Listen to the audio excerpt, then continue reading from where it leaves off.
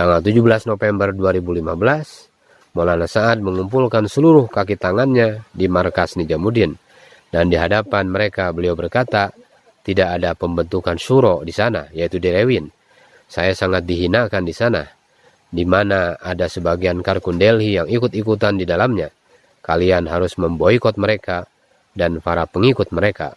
Beliau sangat menampakkan sekali kemarahannya, sehingga beberapa hari tidak ada jamaah yang dibawa ke markas Nijamuddin. Jamaah-jamaah lokal ditolak datang ke markas Nijamuddin. Ini adalah sesuatu yang pertama kali terjadi dalam sejarah tabligh di markas Nijamuddin. Bahkan tidak hanya itu, Maulana Sa'ad memerintahkan pada saat itu untuk diumumkan ke masjid-masjid dan ke muhala-muhala di sekitar Delhi agar untuk sementara waktu tidak ke markas Nijamuddin dulu. Oleh sebab itu, sejak akhir November hingga awal Desember, markas Nijamuddin sangat sepi pada malam markasnya. Markas Nijamuddin hanya dipenuhi oleh tamu-tamu dari luar negeri. Hal ini tidak pernah terjadi sebelumnya. 6 Desember 2015, ketika di musyawarah Rewin, Maulana Sa'ad sangat keras menentang pembentukan Syuro Nijamuddin, namun belum sampai sebulan berlalu, beliau membentuk Syuro Nijamuddin sendiri. Beliau memasukkan anak beliau, Maulana Yusuf bin Sa'ad, di dalam jajaran Syuro Nijamuddin. 5 yang sudah diputuskan di Rewin, ditambah lagi 4 orang pilihannya, dan amir musyawarahnya hanya beliau sendiri. Tidak ada faisalat berganti-ganti.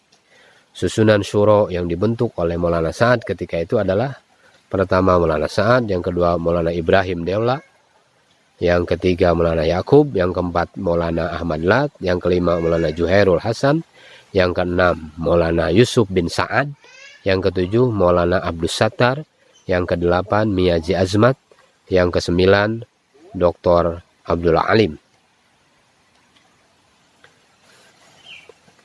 Desember 2015, sepanjang bulan itu, lagi-lagi tanpa musyawarah, Maulana Sa'ad mengganti beberapa penanggung jawab di beberapa daerah dengan orang-orang pilihannya dan menonaktifkan orang-orang lama yang tidak sejalan dengannya. Padahal dalam sejarah jamaah dakwah dan tabligh tidak ada yang namanya pemecatan penanggung jawab.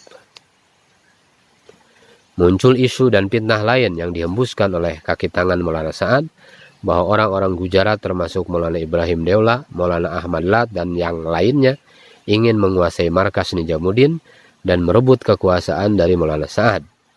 Hal ini adalah fitnah yang sangat dipaksakan dan tidak berdasar sama sekali, karena jamaah tabligh tidak pernah mempermasalahkan kaum, tidak pernah mempermasalahkan kedudukan, bangsa, bahasa, keturunan, dan sebagainya.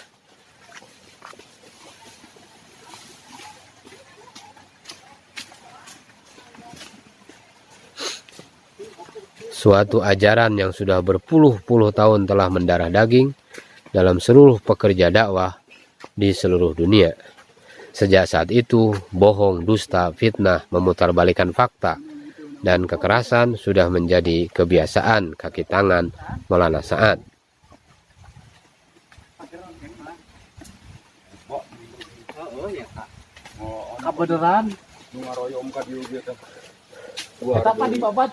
Sejak saat itu, bohong, dusta, fitnah, memutarbalikkan fakta, dan kekerasan sudah menjadi kebiasaan kaki tangan Maulana Sa'ad yang dilakukan tanpa takut kepada Allah Subhanahu wa Ta'ala.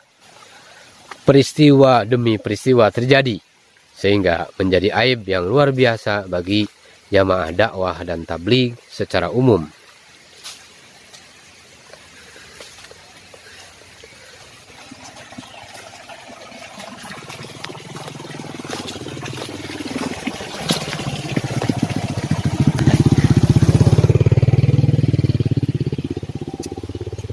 (19 Juni 2016) 13 Ramadan 1437, terjadi keributan di dalam markas Nijamuddin.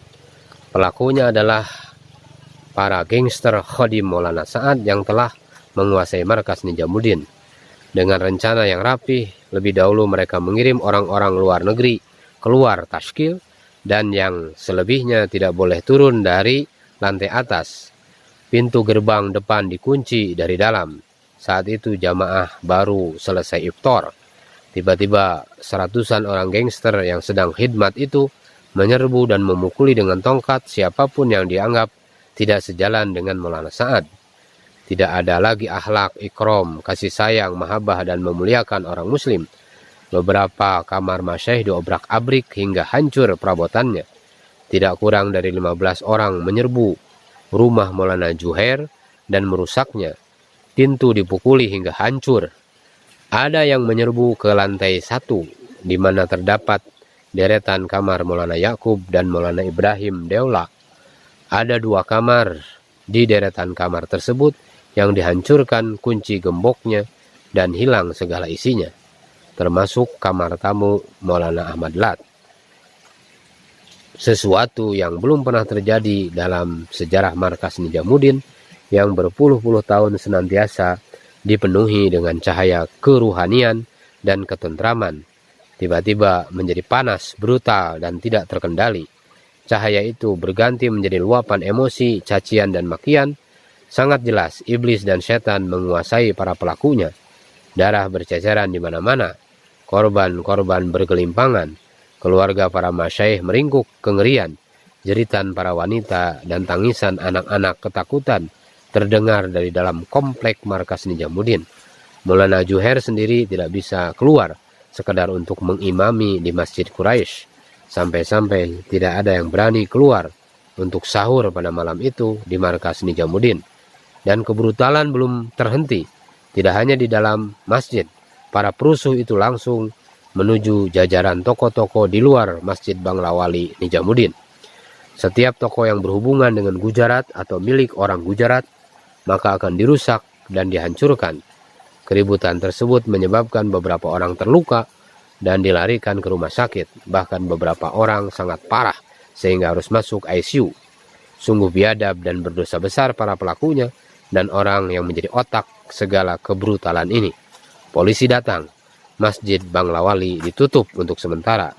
Dalam keterangannya, Maulana Sa'ad menyatakan bahwa itu adalah perbuatan orang-orang luar yang berkelahi di luar masjid dan dibawa ke dalam masjid. Penjelasan yang tidak sesuai dengan keterangan para saksi mata, apalagi para korban. Wallahu a'lam.